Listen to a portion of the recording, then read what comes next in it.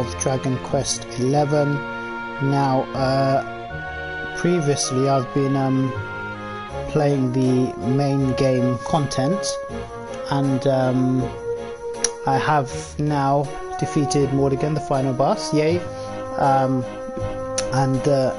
Well, not quite all as well again, but Yggdrasil is back in the sky, so it's nice to kind of get back to how things were. It's quite I've become quite attached, I'd say, to this world. It's quite nice to look at, and it's nice to kind of have things back as they were before.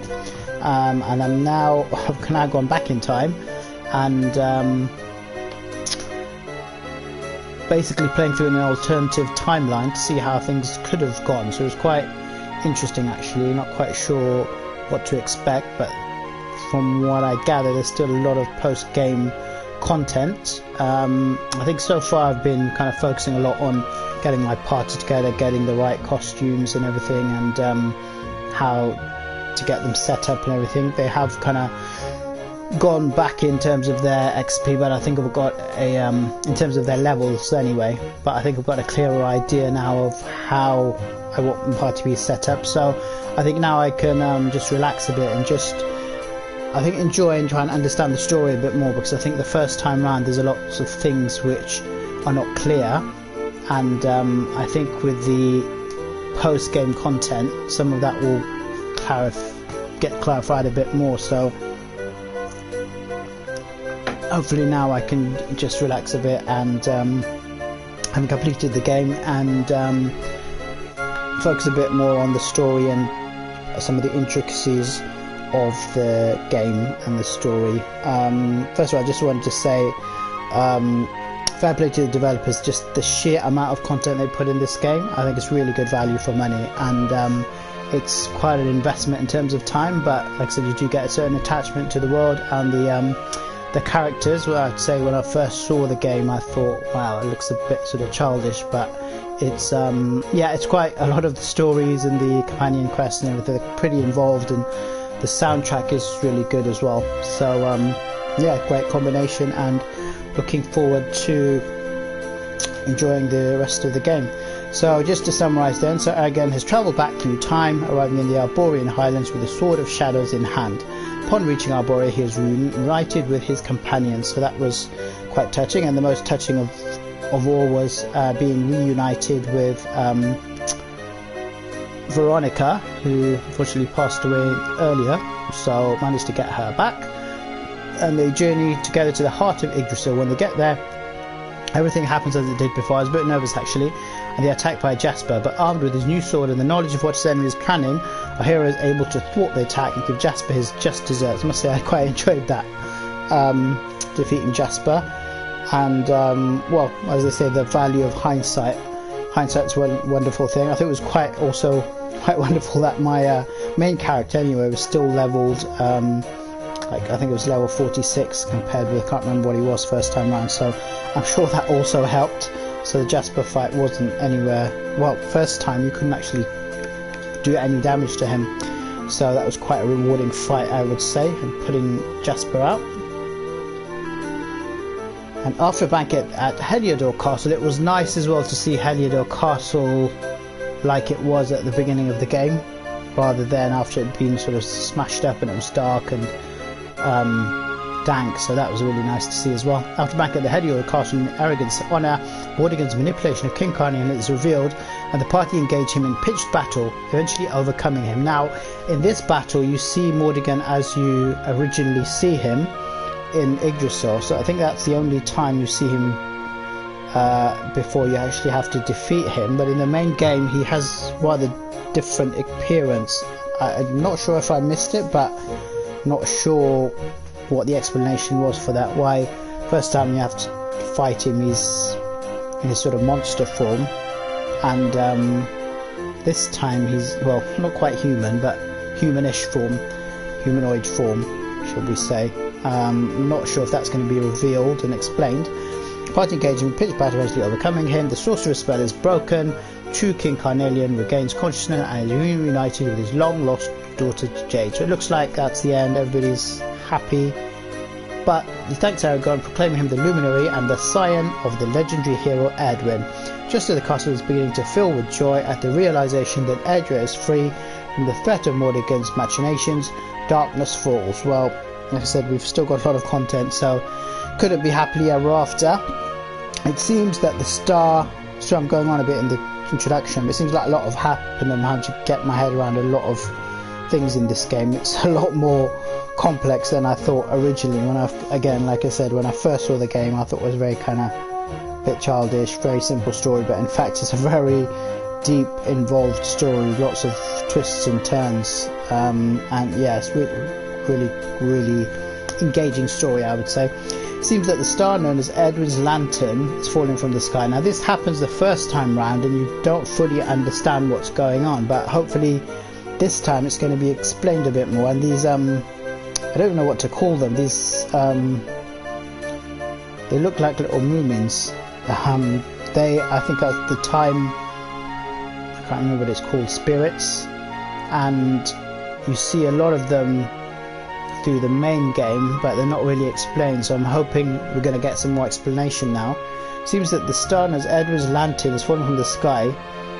Now the first time that happened, some random guy came out and slashed it down, and then the sort of time movement thing looked sad, and I didn't fully understand the significance of that, but hopefully that's going to be explained now, who that guy was and why he was slashing it and why that was a bad thing.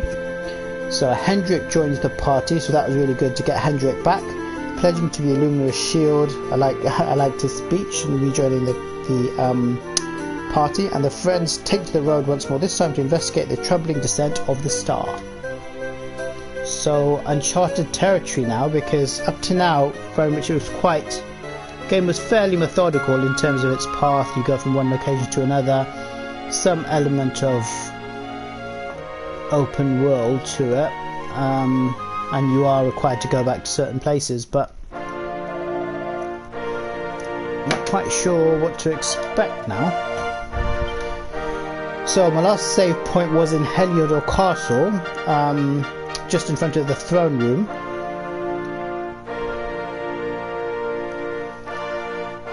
Where I defeated Mordegon. First of all, just going to review my party. I'm really happy now because I've got all 8 characters. So first time around, obviously Hendrik you don't get until the end, and then when I did finally get him there was only 2, then you had to rebuild your party, and Veronica fortunately passes away, but now I've got the full whack. I've got Veronica back and I've got Hendrik, plus I've got all the costumes that I'm really happy with.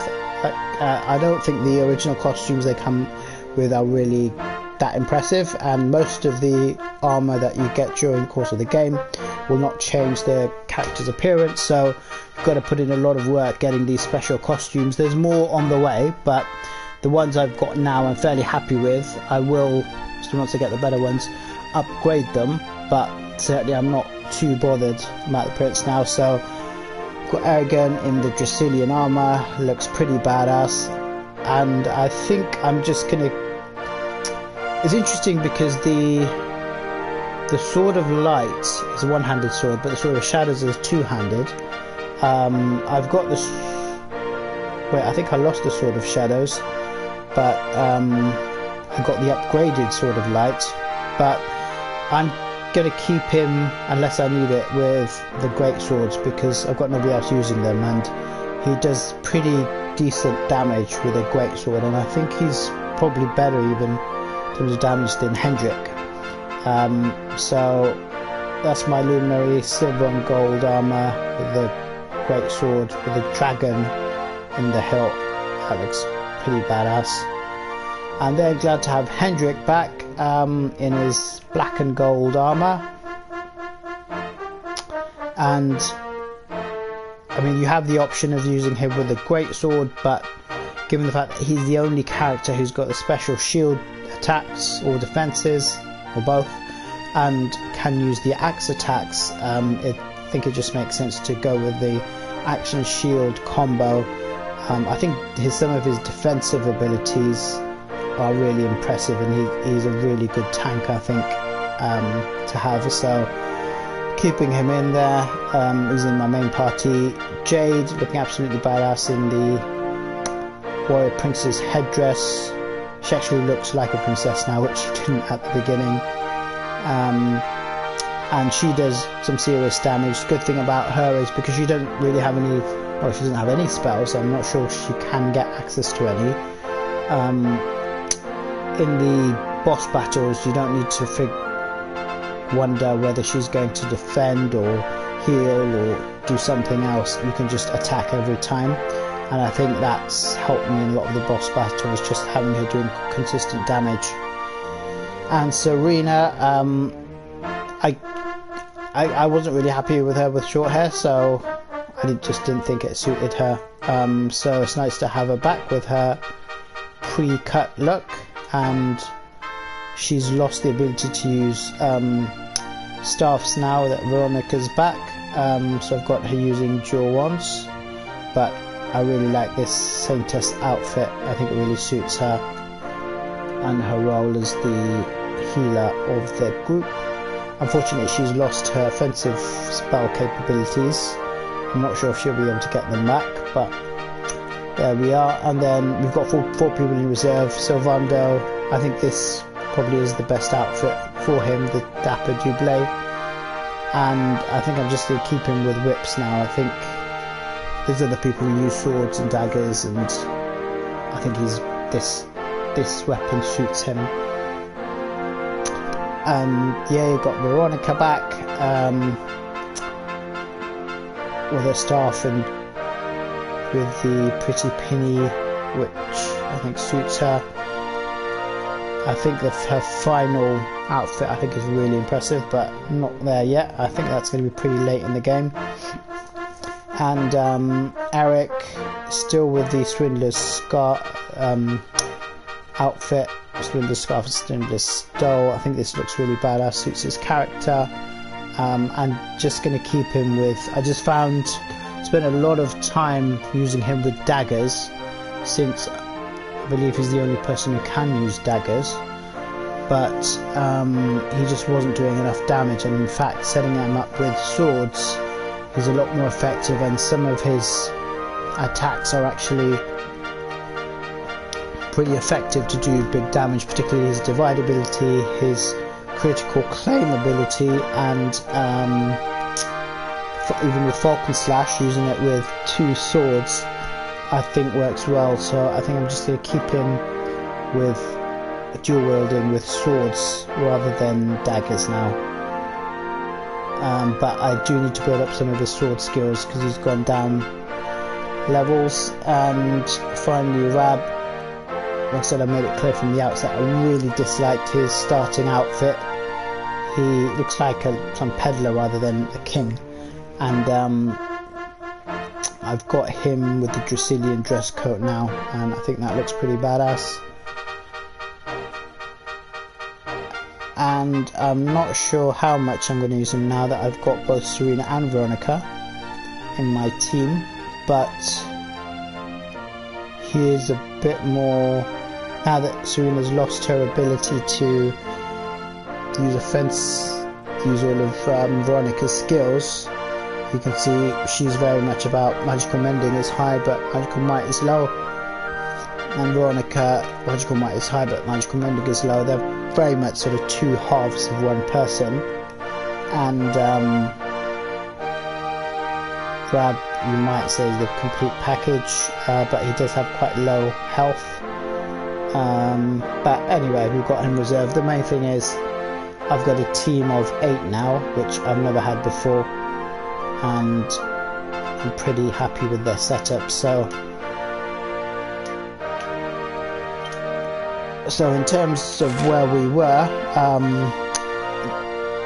the king asked us to head to the Emerald Coast to get a better look at Erdwins lantern, so this is what we're going to do now. So I think we can just zoom there. I could chat to these people, but I think I've done a lot of that last time I played. So I've got 8,000 gold. I could put some of that in the bank.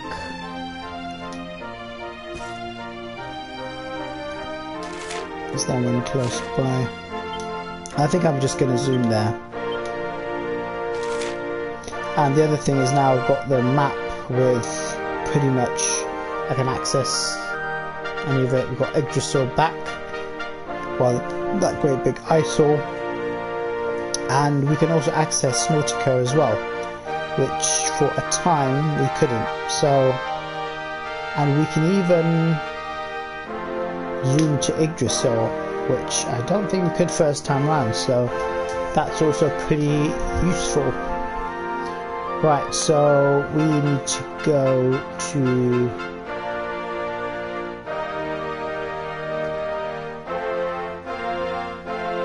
Emerald Coast, so I think this is the closest place. Oh,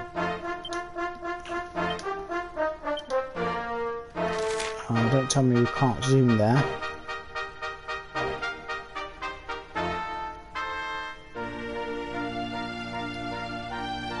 Can we zoom here? Oh god, so it looks like Erdwins lantern has stopped our zoom ability, so we've basically got no option but to trek there. Let's have a quick chat to our family.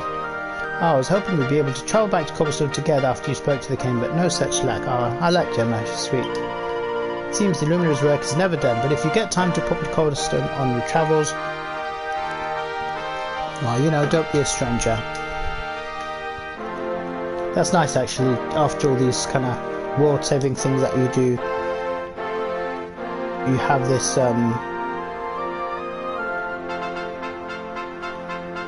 Cobblestone to return to.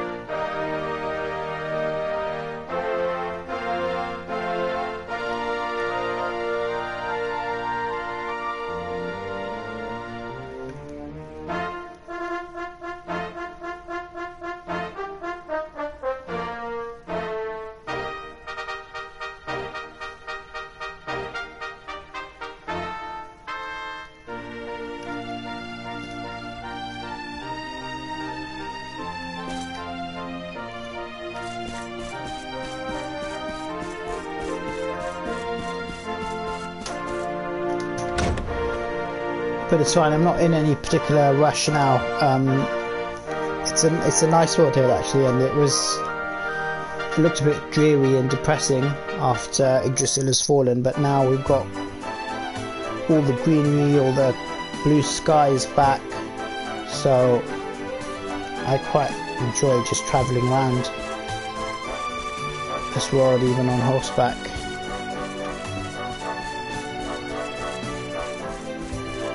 So I wonder if I can zoom from here.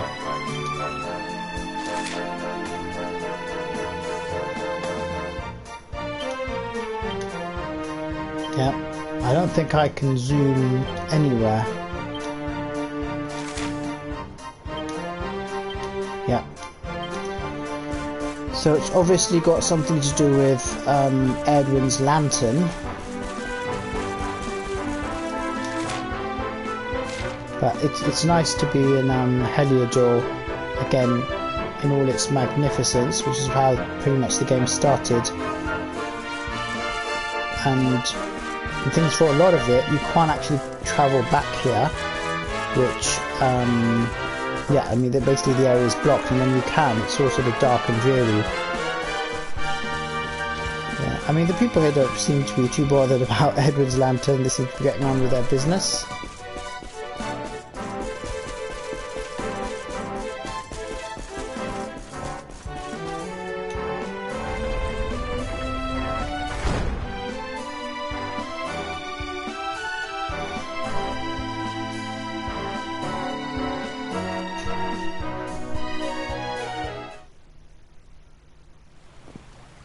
Okay, so you're supposed to walk out. So you've got a cutscene now.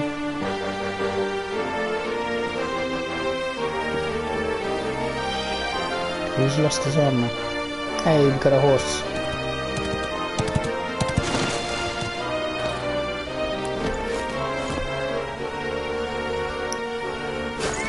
Okay, looks like we're going to do it the old-fashioned way. Is that Star Wars music? Almost. Right. Horseback, the old-fashioned way. Where do these dark black dragons come from? I don't think I've fought them before, but they look pretty cool. I feel like I need to add them to my bestiary. Let's double check again. I'm pretty sure I'm not going to be able to zoom. Yeah. Right, so it looks like we are going to travel to the Emerald Coast on horseback. But looks like it's a nice day, so let's enjoy the ride. And this dragon looks really badass. Gotta capture that. And I can't go by without fighting him. It just looks too good. Malicious Black Dragon. Oh, I like him. He looks mean.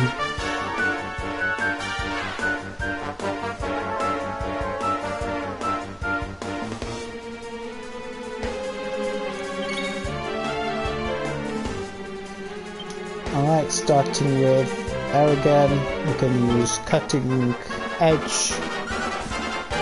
Oh, actually we've got Dragon Slash, haven't we? But I don't think that's going to do as much damage. Ooh, he's doing quite a lot of damage. I think I'm going to have to do some getting equipped to defeat him. Okay, so we definitely need to heal. Don't worry, I'm here to help. You shall not prevail. Oh, I need to reset Hendrik's settings. Yeah, everybody's on follow orders apart from Hendrik. I personally just prefer to micromanage my team so I can manage the fight more effectively. Okay, time for Jade again. Okay, didn't work that time. Okay, another Cutting Edge.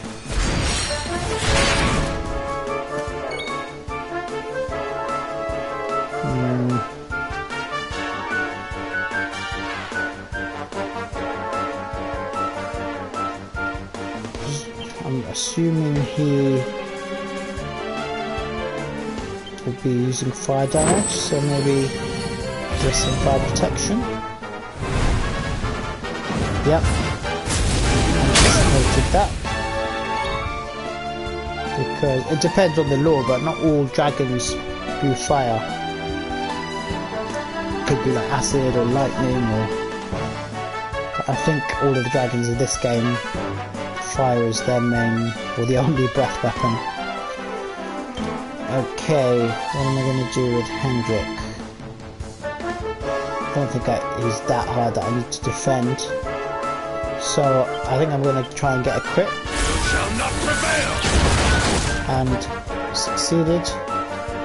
He's got a fair amount of health.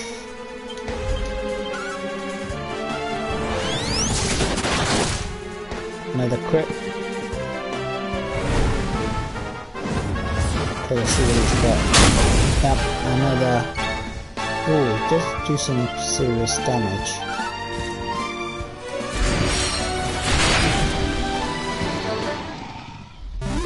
There we defeated him.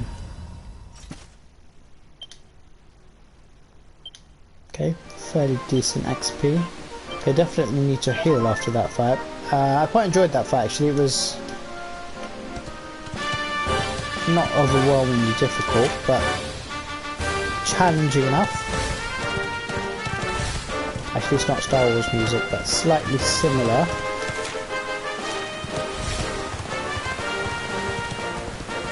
Yeah, I don't really fancy fighting all these little critters.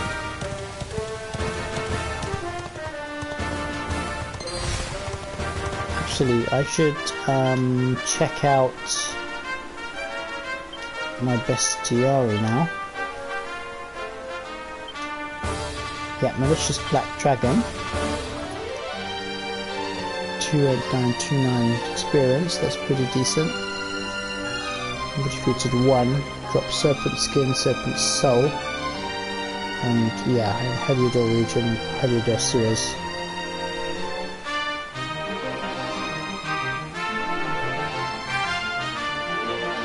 Yeah, I like him, he looks really cool. So that's the only... So I think another good thing about this game is as you go through the different acts, this being act 3 or post game, different monsters will spawn. So even though I've defeated 1026 monsters, which sounds pretty impressive, I've only defeated 255 out of 662. Wow. I'm now in post game.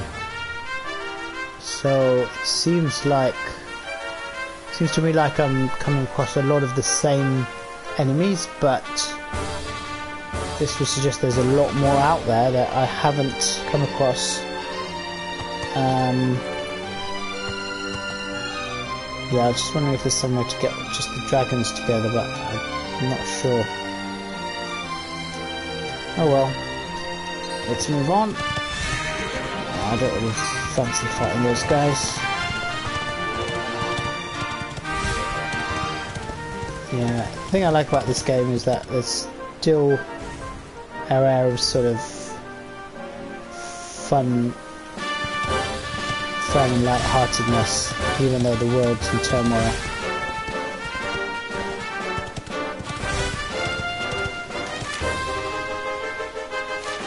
Ooh, so another of these like looming things. I don't know what they call. I probably should find out. But the Emerald Coast is where I need to go.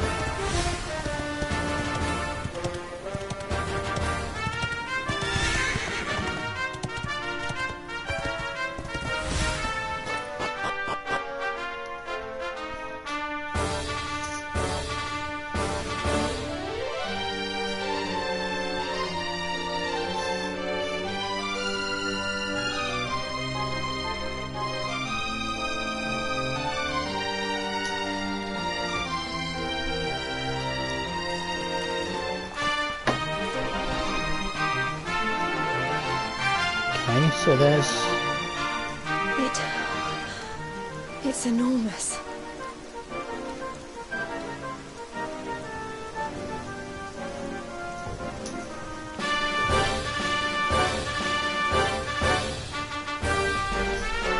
yeah, another thing I really love about this game is the graphics. They are top notch. If you even just looking at the amount of detail on Jade there, her earrings, her jewelry and everything, it's really impressive. That's I think another really good part of this game. Even the rain and everything, you really do feel immersed in the world. Yeah, this Erdwins lantern. Say that again. What the heck is it? Hopefully I'll get a proper explanation this time. It's giving off waves of... oh, I don't know what, but... whatever it is, it's certainly not pleasant. Well, then it can't be Erdwin's lantern, can it? We need to do something about it, whatever it is. But how do we even get up there?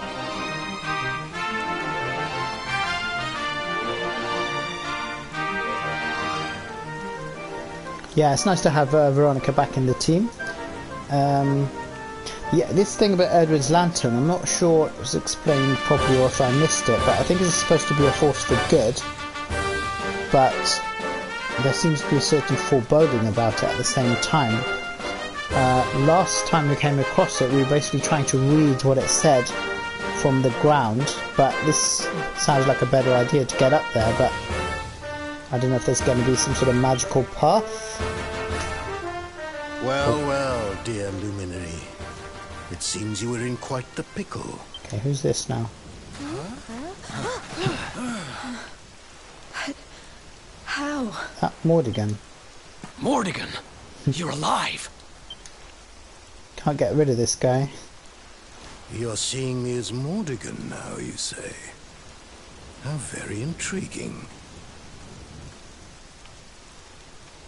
Okay. Well, no need to panic. I'm not Mordigan. It's me. The one you people call the Seer. Okay. That's not how she looked last. There was a female last time as well. Wait, how can you be the seer? Okay, I'm definitely intrigued now. Oh, anyone can be the Seer, my young friend. Or should I say, Seer can be anyone. Depends on how you look at things, really. Anyway, we can't have you all on edge like this now, can we? One moment. So, the seer, he or she, is going to presumably change appearance now? Okay, that's what we're more familiar with. There. Now, where were we? Ah, yes. I was having a lovely vision of you all, riding Cetacea to see the Watchers. Okay, well this is a bit more calming, and the seer we're used to. What the heck are you talking about? Let's just say that the hallowed tones of the Flute of Legend will carry you to every corner of the land. And leave it at that, shall we? No, let's not leave it at that. That doesn't make much sense. The what of the what will what? That's what I You're thought. not making any sense.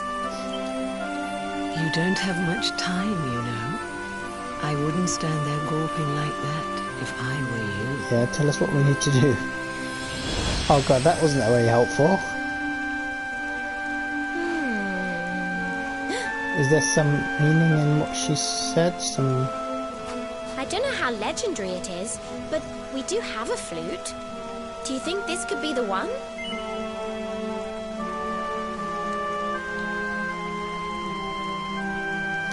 So I just realised in this time zone we haven't come across Cetacea yet, so that's why these guys didn't understand what she was talking about, but presumably yes, that makes sense. If we can call Cetacea now, then we should be able to fly up there.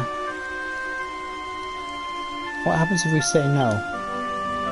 Well, it's the only one we've got. Can't hurt to give it a go. I guess the one way in which this game perhaps could be improved is to have a few different options and alternative choices you can make. Okay, so in this time zone, this is going to be the first time the other guys are exposed to Cetacea. That's why they're all so surprised. Is anybody else seeing kind of a huge, enormous whale flying through the air? Didn't the seer mention us riding something called Cetacea? Oh my. She couldn't have meant that, could she? What's that gormless grin for? Anyone would think you went flying around on whales for fun. But the thing is, these guys, Veronica and Serena, they're supposed to know, they live in Arboria, they were brought up in Barboria, they're supposed to know all of the history, so presumably they should know about Cetacea, if Cetacea was so crucial to the original quest of Erdwin. Last time we had to, I've forgotten his Benedictus, he had to tell us about Cetacea, but I'm assuming these guys, if they were brought up on these legends, it's something they would have been taught, especially if Veronica was given the flute. Surely she would have been told what it was used for? Well, I'm game if you are. All aboard! We've got a whale to catch and some watchers to meet.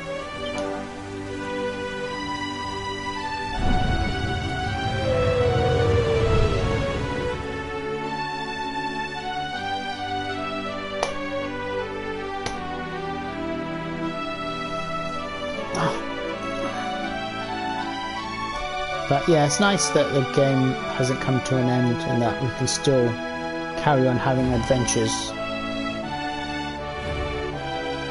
Right. So we are... So I think we've gone...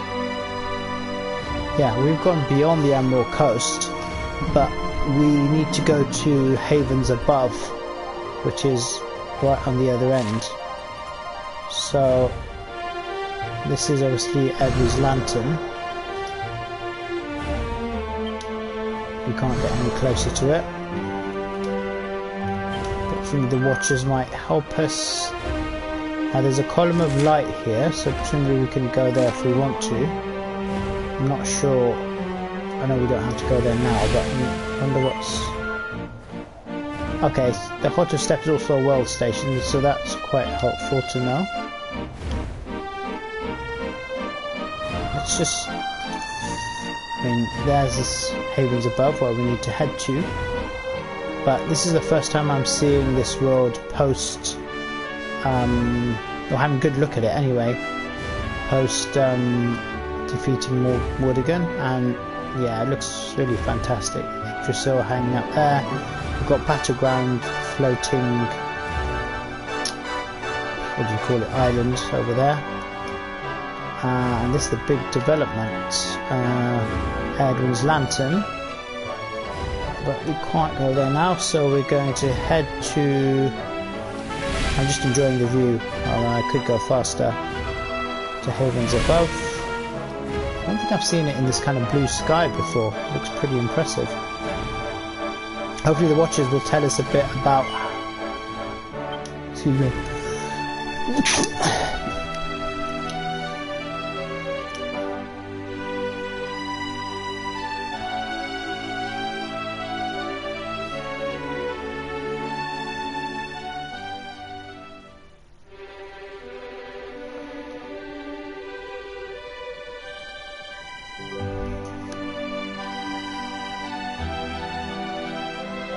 Wait, that statue, I think that is Dunstan.